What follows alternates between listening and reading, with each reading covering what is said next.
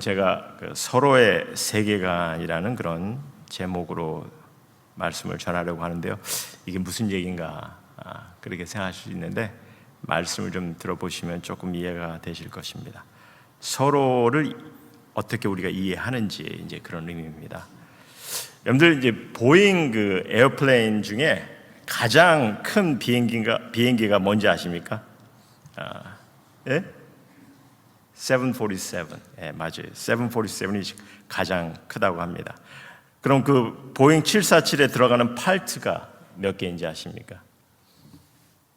제가 좀 비행기에 대해서 좀 나름대로 좀 관심 있는 사람인데 이렇게 파트가 많은지 몰랐습니다. 파트가 챗GPT한테 물어보니까 600만 개, 6 밀리언 파트라고 합니다. 한 비행기를 만드는데. 그럼 그 600만 개의 파트를 가지고 큰 창고에다가 이렇게 집어넣고서 막 거기다가 막 불을 파트만 집어넣어가지고 막 불을 가하고 막 흔들고 막 충격을 주고 막 별짓을 다 하면은 어떻게 비행기가 붐 하고 만들어져 나옵니까? 사실 이게 이제 하나님의 존재를 믿지 않는 이들, 무신론자들, 에이티어스트가 주장하는 그런 상황이죠. 우연히 어떻게 하다 보니까 지구가 존재하게 됐고 어떻게 하다 보니까 세상이 우리가 만들어졌다는 거죠. 그냥 어떻게 하다 보니까 evolve 했다는 겁니다. 그래서 evolutioni스트의 주장을 믿는 이들도 그런 주장을 믿는 이들도 많이 있어요. 그런데 최근에는 이게 어떤 신적 존재가 있기는 한데 there's a God, must be some God 그렇게 믿긴 하는데 우리 인간은 알 수도 없고 왜냐하면 하나님이라는 그 존재가 스스로를 나타내고 뭐 보이질 않으니까 그러니까 그 신적 존재는 지금 우리에게도 관심이 없다. 뭐 그렇게 얘기하면서 그냥 그러니까 흘러가는 대로 살아가면 어떻게 되겠지. 뭐 그렇게 막연하게 생각하는 이들이 많이 있다고 합니다. 그렇다면 신의 존재를 믿는 이 세상의 종교는 어떻습니까? 제가 이제 시간상 한 가지만 말씀드린다면은 이 세상에는 기본적으로 5개 큰 종교가 있어요. 5 major religions. 근데 왜 이렇게 다른지 우리가 좀 알아야 되죠.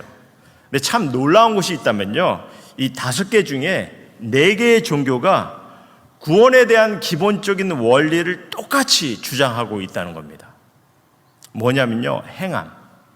비록 교리도 다르고 뭐 종교 의식도 다르지만 궁극적으로 인간의 행위를 통해서 구원이 주어진다고 강조를 하고 있어요. 하지만 단 하나 기독교만이 행위가 아니라 오직 믿음만을 주장하고 있습니다. 물론 이 믿음에 대한 잘못된 가르침 때문에 이단, 컬트 같은 것도 나오기도 하지만 일단은 기독교의 가르침은요. 우리 인간은 스스로가 어떤 행위를 통해서도 우리가 온전히 이룰 수가 없기 때문에 우리 스스로를 구원할 수도 없고 그렇기 때문에 이 땅에 하나님의 아들로 오신 예수 그리스도께서 우리의 죄값을 위해 십자가의 죽음을 감당하셨고 부활하셨습니다. 그래서 그를 믿는 그 믿음 그리고 우리가 그를 믿을 때 우리의 죄 또한 용서함을 받았다는 그 믿음을 통해서 우리가 구원을 받는다 얘기하죠. 근데 이제 그러다 보니까 믿음을 통해서 구원을 받는 것인데 굳이 행함이 필요한지 뭐 이런 질문을 하는 이들도 있어요. 하지만 성경은 또한 가르칩니다. 우리가 믿음이 있다면 하나님의 뜻을 따라 행해야 함이 중요함을 가르치죠. 뭐 온전히 따를 수는 없어요. 온전히 따를 수는 없지만 그러나 믿음이 있다면 믿는 이로서 성도로서 행함이 있어야 된다는 거죠. 그래서 행함이 따르지 않는 믿음은 죽은 믿음이라고까지 성경은 전하고 있습니다. 그래서 예수님께서도 예수님을 따르는 이들에게 새 계명을 주셨다는 거죠. 왜? 믿음을 간직하지만 또한 믿는 이로써 주님의 뜻을 따르는 그런 삶을 살아가기를 뜻하셨기 때문에 사실 이제 계명이라고 하면요. 제가 잠깐 지난주에도 말씀드렸지만 계명이라고 하면 예수님 당시 유대인들에게 있어서는 이 하나님께서만 주실 수 있는 그 계명으로 저들은 여겼어요. 더 이상 그래서 이제 계명을 바꾸고 나중에 이렇게 더하고 그럴 수는 없게 이제 생각을 한 거죠. 근데 예수님께서 지금 내가 새 계명을 주노라 그렇게 말씀하셨다는 거죠. 근데 만약에 그 말씀을 하셨을 때 아마 이 바리새인들이나 종교 지도자들이 그 말씀을 들었을 때는 아마 이 사람이 하나님께 무슨 도전을 하나 아마 그런 인상을 받았을 것입니다. 그리고 아마 그 얘기를 들었을 때는 아마 저들은 예수님을 돌로 쳐 죽이려고까지 하였을 거예요. 왜냐하면 예수님께서 스스로가 하나님의 어떤 모습으로 그런 말씀을 하시니까. 근데 하지만 예수님은요, 제 아들에게 당신 스스로가 하나님과 하나 되심을 말씀하셨습니다. 그리고 하나님의 권위로 계명을 주시겠다, 그런 의미로 우리에게 말씀하신 거죠. 그래서 다만 이제 새 계명이라 하시면서 단 하나의 계명을 주셨다. 새 계명이라면서 단 하나. 그러면 그 이유가 뭡니까? 단 하나의 계명을 주신 게 뭐 그 전 계명을 무시하시겠다 뭐 그런 건 아니죠. 예수님께서 예수님을 통한 그 복음의 사역, 복된 소식을 이제 우리에게 허락하시면서 이제 이 복된 소식을 완성하는 데 있어서 마지막 계명으로 주시겠다는 그런 의미로 주신 거죠. 그러니까 사실 이게 정말 귀하고 우리 신앙인들이 함께 따르고 또 경험해야 될 그런 계명인 겁니다. 그래서 저희가 지난주부터 이 계명에 초점을 두고 말씀을 나누고 있는데요. 아까도 우리 함께 읽었지만 계명이 뭡니까? 새 계명을 너에게 주노니 서로 사랑하라. 내가 너희를 사랑한 것 같이 너희도 서로 사랑하라. 너희가 서로 사랑하면 이로써 모든 사람이 너희가 내 제자인 줄 알리라. 그러니까 구약에서 하나님께서 주신 계명들 이후에 예수님께서 주신 유일한 계명입니다. 여러분은 어떤 인상을 받으십니까? 이 계명을 들을 때 그냥 뭐 너무 많이 들어서 다 아는 거고 나름 이게 따르려고 하는데 이게 막상 잘 못하네요. 뭐 이렇게 얘기하시는 분들이 있어요. 사실 어떻게 보면 솔직한 대답 같기도 합니다. 근데 더러는 막 뭐 다 하는 얘기인데 하면서 전혀 관심이 없는 이들도 많이 있어요. 뭐 사랑을 어떻게 하는지도 관심이 없고 뭐 꼭 해야 하는 것으로 그렇게 여기지도 않는 그런 분들도 있습니다.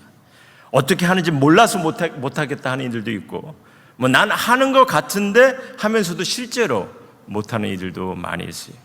그래서 우리는 이 예수님의 새 계명을 계속 좀 나름대로 따르려고 우리가 힘쓰고 노력해야 합니다. 그러기 위해서 이 계명의 깊은 의미, 이 깊이 있는 의미를 우리가 좀 생각을 해볼 필요가 있는 거죠.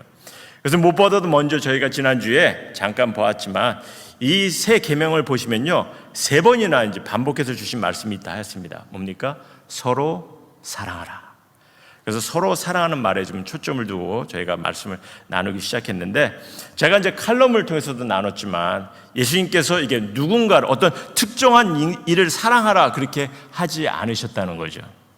아마 여성분들은 왜 아내를 사랑하라 그렇게 명하셨으면 참 좋았을 텐데 아마 그렇게 생각하실 수도 있죠. 근데 사실 바울이 이제 예수님의 이 가르침을 통해서 권면하죠. 남편들이요 아내를 사랑하라고. 근데 하여튼 예수님은요 이게 누군가를 특정인을 사랑하라 이렇게 말씀하지 않으셨습니다. 서로 사랑하라 하셨어요. 서로는요 이게 일방향이 아닌 거죠. 마주보는 관계입니다. 이게 주는 자와 받는 자가 나눠지지 않고 모두가 사랑을 주고받는 그런 자리를 얘기하는 거죠. 그렇기 때문에 서로가 들어가면은 공동체가 된다 하였어요. 이게 큰 공동체는 참 쉽지는 않은 것 같아요. 그래서 이제 적당한 수의 적은 공동체를 우리가 인식해야 되지 않나.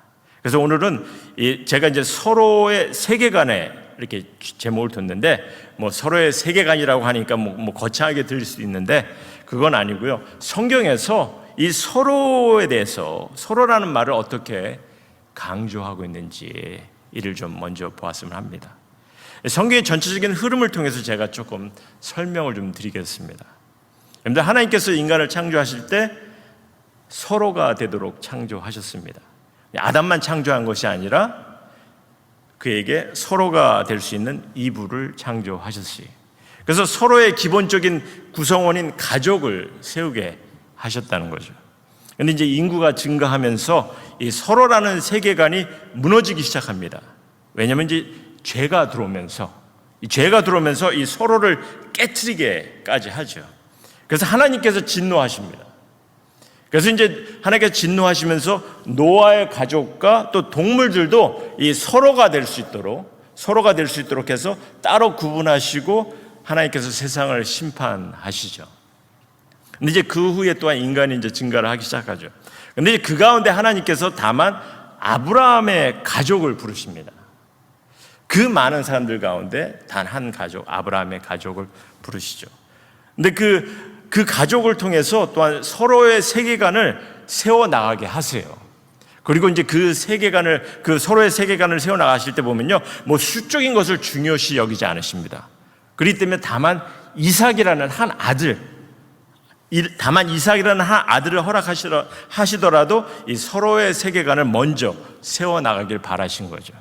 근데 이제 인간의 생산력은 대단한 겁니다. 그렇죠? 그래서 이제 이삭의 아들 야곱에서부터 시작이 되는데, 야곱이 아들만 몇 명? 12명. 그렇죠? 아들만 12명. 그래서 12지파가 세워지죠. 그래서 12지파가 나중에 이제 애굽에 가게 되면서, 이집트에 가게 되면서 한 민족을 잃어버립니다. 그러니까 이제 제 생각입니다. 제 생각은요, 여러분들 그 당시에 애굽 하면은 가장 강대국이었어요. 그러니까 사실 여러분 성경을 보시면 하나님께서 이스라엘 백성들을 애굽에서 나오게 하시면서 하나님의 능력을 드러내시거든요. 막 바로 왕이 막 놀랄 정도로, 모든 애굽 사람들이 놀랄 정도로 그런 놀라운 능력을 드러내시거든요.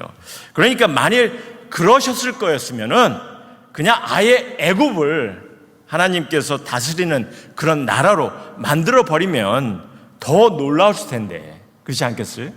그래서 뭐 이집트 문명, 뭐 피라미드, 뭐 이것보다 더 놀라운 그런 것을 보이지 않았으셨을까? 하나님께서 그 나라를 다스렸다면은. 근데 그러지 않으시고 오히려 이스라엘 백성들을 40년 광야 생활을 하게 하죠. 힘든 여정을 갖게 하십니다. 하지만 그런 가운데 하나님께서는요, 저들에게 무엇을 가르치십니까? 40년 광야 생활하는 동안에 예배를 가르치세요. 예배를 드리게 하십니다. 하나님을 알아가면서 그를 경배하게 하십니다. 그에 초점을 두세요. 그리고 예배를 드리면서 서로가 하나님의 백성으로서 기쁨을 나누게 하신 거죠. 저희가 우리 신명기에 봤잖아요. 예배의 시작이 어떤 모습으로 이루어졌는지, 또 11조를 드릴 때 어떠한 모습으로 이루어지는지, 그렇죠? 그래서 특별히 예배를 드릴 때마다 음식을 나누면서 관계를 세워가며 서로가 하나님의 사랑을 나누기를 원하신 거죠. 그런 서로의 세계관을 세워나가기를 원하셨는데, 결국 이스라엘 백성은요, 하나님을 경배하는 것에서 점점 멀어져 가면서 오히려 왕을 세워주십시오 하면서 나라를 세우게 한 거죠. 그래서 결국은 이게 서로 분쟁을 일삼고 결국 12지파가 어떻게 됩니까? 두 나라로 갈라집니다. 하나님께서 바라시는 이 서로의 세계관을 쌓는 것이 아니라 그냥 분쟁과 분열을 일삼는, 하나님을 경배하는 것이 아니라 우상을 세우고, 그러니까 결국 하나님께서는요, 저들의 성전을 폐하세요. 그리고 백성을 흩으십니다. 바벨론이라는 나라로 포로가 되게 하시고, 또 아시라의 침략으로 혈통마저 끊게 하는 그런 일들을 당하게 합니다. 그러니까 서로의 세계관이 완전히 무너지게 하시는 거죠. 여러분들, 하나님께서는요, 뭐 대국을 건설하고 수많은 사람들이 막 몰려들고 BTS의 공연처럼 막 수만 명이 군집하고 뭐 이런 것을 바라시는 것이 아닙니다. 만약 이를 원하셨다면은 이집트, 바벨론, 그 당시 그냥 강대국, 아마 그 나라를 하나님께서 다스린 나라로 만드셨을 거예요. 하지만 그러지 않으셨죠. 정말 하나님께서 다수의 이점을 이용하길 바라시고 모조리티의 힘과 권력을 이용해서 모든 정책을 이끌어가길 원하셨다면은 예수님의 탄생을 마구간이 아니라 한 나라의 왕자로 보내셨을 거예요. 하늘에 천군과 천사를 보내셨을 때도 단 몇 명의 목자가 아니라, 목자들에게가 아니라 수천이 바라볼 수 있는, 수만 명이 모여서 바라볼 수 있는 그런 곳에 아마 나타나게 하셨을 것이라는 거죠. 우리 인간적으로 생각할 때 늘 다수의 중요성을 강조합니다. 이 서로의 관계가 제대로 세워지는지 세워지든지 말든지 거긴 전혀 상관이 없이 그냥 다수만 모이면은 좀 힘이 있는 것 같고, 다수만 모이면은 하나님의 역사가 임하는 것 같고 그런 생각을 할 때가 많이 있어요.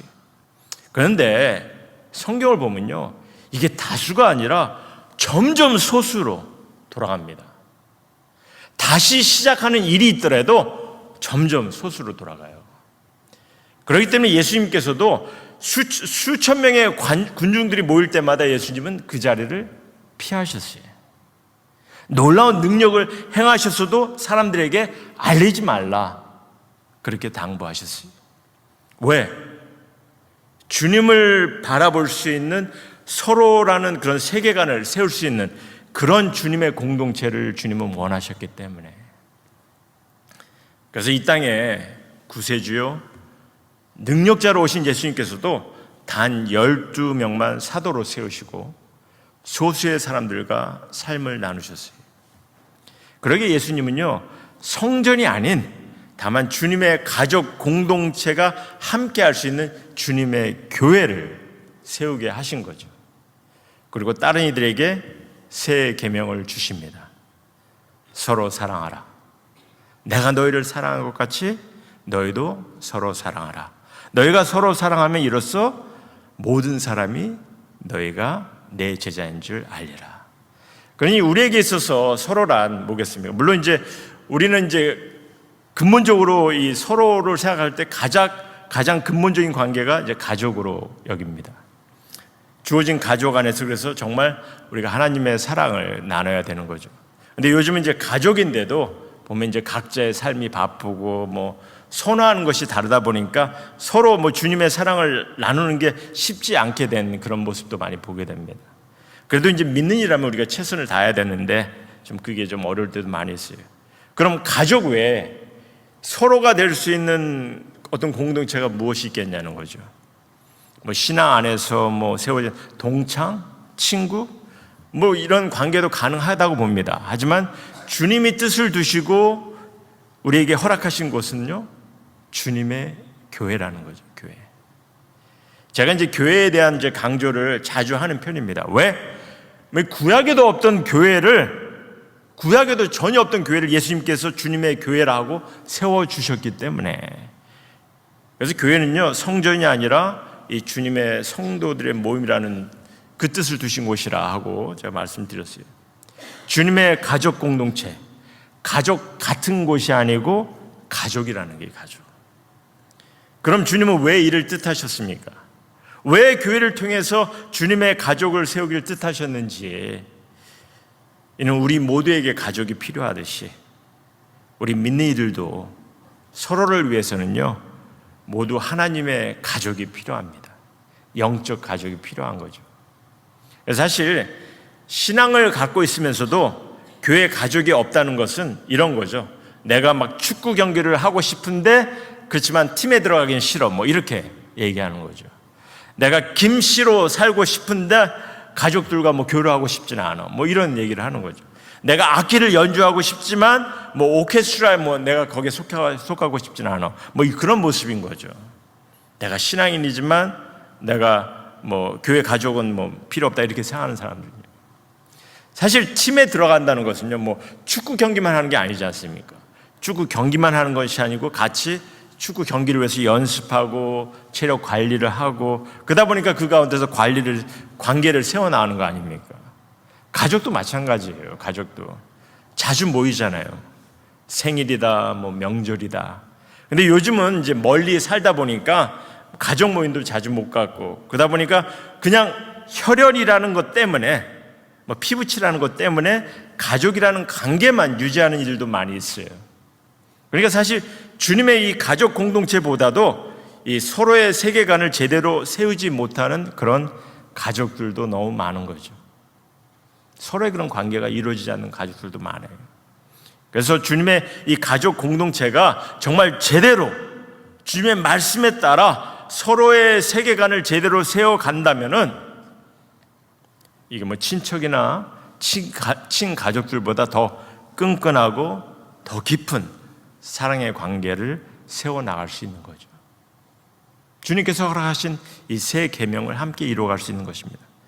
근데 더러는 일주일에 한 번 예배만 드리는데 그게 무슨 관계를 세울 수 있겠느냐, 그렇게 질문하는 이들도 있어요. 물론 이게 자리만 채우고 누가 왔다 갔는지 모르는 그런 예배를 드리는 경우는요, 서로의 세계관을 세울 수가 없는 거죠. 그런 모습은. 하지만 성경을 보시면은 하나님의 뜻하심도 그렇고 예수님께서 주님의 교회를 세우시겠다 하고 그 뜻하심도 보면은 주님의 날에, 물론 이제 예배로 시작이 됩니다. 예배로 시작이 되지만 함께 모일 때마다 함께 모여서 먹고 기쁨을 나누기를 주님께서 뜻하셨어요. 그래서 초대교회도 보면은 모일 때마다 음식을 나눴다. 서로 권면의 말씀을 나눴고 또 서로 교제에 힘쓰는 것을 성경 우리에게 보여주고 있어요. 그리고 이게 이제 일주일에 한 번이라도, 왜냐면요, 주중에는 먹고 사는 문제 때문에 좀 열심히 일하고 힘들잖아요. 근데 그게 사실 하나님께서 뜻하신 루틴이에요, 사실은. 그래서 일주일에 한 번이라도 함께 하나님을 바라보고 함께 예배를 드리고 또 서로 섬김의 기회를 갖고 함께 음식을 나누며 대화의 장을 나누고, 보면 모든 인간의 모임이 이게 음식이 필요한 것처럼 그런 관계를 갖는 거죠. 그리고 그 가운데 서로 삶을 나누고 기도 제목을 나누고 관계를 세우고, 그러다 보면은 그 안에 사랑이 싹트기 시작하는 거죠. 누구의 자녀가 어려움이 있어, 누구에게 큰 일이 당했어, 그런 것들을 우리가 알아가면서 서로를 위해서 기도하고 또 마음을 나누고. 사실 보면 때로는 여러분의 삶에 고통스러운 일, 아픔 있는 일, 이런 상황들이 있습니다. 분명히 있어요. 그럼 그럴 때 저 같은 사역자가 함께 하기를 원하고, 그래서 함께 기도와 예배를 인도해 주는 그런 상황들을 우리가 갖게 되는 거죠. 그리고 사역자들은 당연히 해야 하는 것이기 때문에 부탁을 하고 도움을 받을 수 있는 거예요. 그래서 이번 주에도 우리 다들 아시지만 우리 김기범 집사님 아버님의 장례를 위해서 저는 사역자로서 예배를 인도해 주었지만 우리 성도님들 함께 해주고 기도해주고 또 서로 위로와 사랑을 나눌 수 있는 것, 그것이 너무 귀한 거죠. 그게 가족이잖아요. 그러니 때로는 내 피부치 가족보다 더 깊은 서로의 세계관을 나눌 수 있는 이들이 되는 겁니다. 주님이 이러한 모습을 우리들에게 뜻하시고 말씀을 주시는 거죠. 스탠포드 유니버시티에서 거의 가망이 없는 그런 암 환자들을 상대로 연구를 한 게 있습니다. 어떤 연구를 했냐면은 이 암 환자들을 통해서 일주일에 한 번 서포트 그룹을 통해서 서로 미팅을 갖게 했어요. 그래서 그 그룹들이 모여서 어떠한 이제 관계를 맺는지. 근데 대중에 보면은 그 그룹을 원치 않는 사람들도 있었어요. 그래서 그렇게 가망이 없는 암 환자들이 그 그룹에 참여하지 않는 그룹들하고 그 그룹에 참여한 이들, 그들이 어떻게 어떠한 삶을 살면서 생명을 연장하는지 그거를 연구하게 된 거죠. 근데 보니까 매 주마다 같이 모여서 그 관계를 세워가는 그 그룹들이 전혀 관심이 없는 이들보다 평균적으로 2배나 더 오래 살았다는 그런 통계가 있습니다. 심지어 인간의 일반적인 관계를 통해서 얻을 수 있는 이로움도 보면은 이 관계가 너무나 얼마나 도움이 되고 또 귀함을 우리에게 말씀해 주고 있는 거죠. 여러분들, 하나님께서 제7일에 주님의 날을 갖게 한 것을 그냥 아무 의도도 없이 정하시고 명하신 것으로 생각하지 마십시오. 우리를 지으시고 우리를 누구보다 잘 아시는 하나님께서 뜻을 두시고 정하신 날이에요. 그리고 그날을 하나님께만이 아니라 서로 성도가 되어서 성도의 교제, 함께 감격의 예배를 드릴 때 저는 그 안에 하나님의 놀라운 주권적인 역사가 일어난다고 믿습니다. 인간이 이해하지 못하는 그런 능력이 그 가운데 있음을 확신해요. 그리고 이는 서로 함께 하지 않는 한, 서로 같이 하지 않는 한, 주님께 나와 함께 나누지 않는 한 우리는 이런 능력을 전혀 경험할 수가 없는 거죠. 좀 더 진지하게 그리고 관심 있게 여기시기 바랍니다. 믿는 이로서 교회 가족에 속하지 못하는 것은 신앙인이지만 고화된 모습과 다를 것이 없다고 봐요. 그래서 로마서에 있는 말씀을 보시면요, 우리가 한 몸에 많은 지체를 가졌으나 모든 지체가 같은 직분을 가진 것이 아니니 이와 같이 우리 많은 사람이 그리스도 안에서 한 몸이 되어 서로 지체가 되니라, 이런 얘기를 하죠. 여기서도 서로의 세계관을 설명해 주고 있어요. 근데 제가 놀라운 거 한 가지만 좀 말씀드리겠습니다. 여러분들 성경 말씀을 자세히 보시면은 이 초대교회가 세워지면서 초대교회들에게 이 서신들이 전해지는데, 이 초대교회에게 서신이 보내지기 전에 이 서로라는 단어가 어떻게 쓰였는지를 보면요, 그 전에는 서로라는 단어가 서로 의논하다, 서로 묻다, 서로 말하다, 이런 것으로 항상 서로라는 말이 쓰여졌어요. 그런데 초대교회가 세워지고 저들에게 보내지는 서신을 보게 되면은 서로라는 단어가 어떻게 쓰여지기 시작하냐면요, 서로 교제하고, 서로 마음을 같이 하고, 서로 덕을 세우고, 서로 문안하고, 서로 돕고, 서로 위로하고, 서로 화답하고, 서로 용납하고, 서로 사랑하고, 서로 섬기고, 심지어 서로 종노릇까지 하라, 이런 가르침을 적고 있다는 거죠. 왜? 예수님께서 주신 계명 때문에.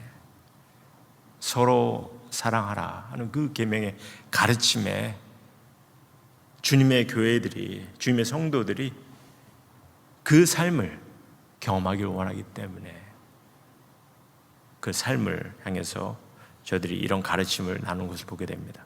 그만큼 서로의 세계관을 성경은 매우 강조하고 있고 또한 가르치고 있다는 거죠. 주님의 교회가 서로 사랑해야 서로의 세계관을 올바로 세워 나가야 되기 때문에, 그런 교회가 되어야 되기 때문에 이를 가르치고 있습니다.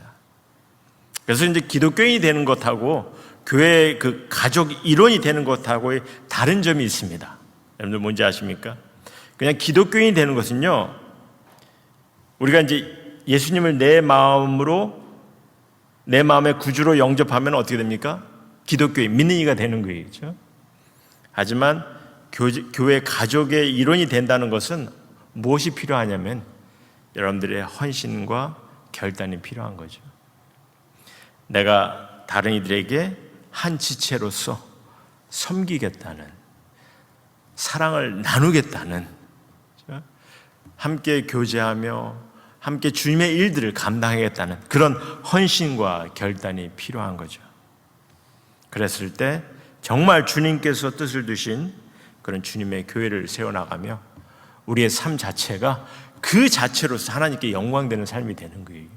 내가 뭔가를 통해서, 뭔가 어떤 행위를 통해서, 콘서트를 통해서, 뭔가 부흥회를 통해서 내가 하나님께 영광을 돌리는 이런 모습이 아니라, 여러분 스스로가 주님의 교회 안에서 주님의 말씀에 따라서 그 일을 감당해 나감으로써 그 일을 통해서 하나님께서 영광스럽게 여기시는 그런 삶이 되는 겁니다. 그걸 주님이 바라시는 거죠. 그래서 우리 임마누엘 성도님 모두가 이 말씀 안에서 정말 이 계명, 어렵지 않은 거예요. 그렇죠? 하기는 어렵지만 계명 자체는 그렇게 어려운 건 아니죠.